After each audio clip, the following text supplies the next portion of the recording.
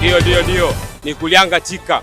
Niko hapa mwandishi mbabe, niko maeneo ya Mbozi Road tukiendelea kuangalizia mchezo wa Simba dhidi ya Berkane. Mnyama anatoboa na kueje, niko hapa kuangalia ni nani anaweza kanipa mawili matatu dhidi ya Berkane. Hii finali mikaaje hii? Naona ubaya ubwela nakatiza mbele yangu hapa.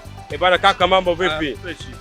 Kama kawaida ndugu yangu. Unyama. Naona mmepigwa chuma mbili wala boni. Unaongeaje kuhusu finali hapa inafika Tanzania, inapigwa wapi? Finali inapigwa kwa Mkapa. Kwa Mkapa. Ndio. Inasemekana finali inapigwa Zanzibar, New Amani Zanzibar. Wewe unaongeaje kuhusu jambo? Mwafaka hujatoka. Ndio. Kama tunachezea Zanzibar au kwa Mkapa. Na kwa nini unangania sana ipigwe kwa Mkapa? Kwa Mkapa maana mashabiki ni wengi wanaingia, uwanja mkubwa. Watu wanapata, wachezaji wanapata nafasi kujinafasi. Ngoma anapiga pasi zake zinaenda, Mpanzo anachukua watu. Kagoma anapiga defense. Huyo nani Chamuka Wabwa kama kawaida. Naona mzee wa atuchezi huko hapa.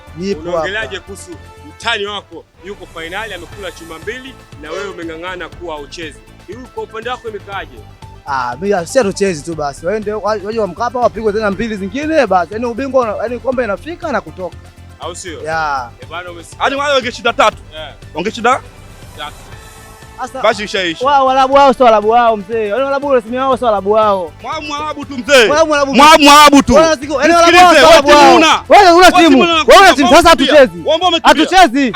Basi tucheze. Basi tucheze. Taratibu. Wewe mambo haya yameingiaje kwa upande wa pili? Timu wana kivipi? Ana timu kwa mpango upi? Yuko wapi sasa hivi? Wako wapi? Ndio kwa medali au? Nakuibia siri. Nakuibia asisikie. Aziki tayari. Pakome tayari. Nani? Sasa wewe unaweza. Unapata wapi habari? Ngoja. Sasa wewe jambo lako hujamaliza, unaanza kuangalia upande wa pili. Nakuaje kwa au ndio maana amesha ubaya ubwela. Mashabiki maandazi. Ubaya ubwela. Wewe kwanza unasemaje? Tulia.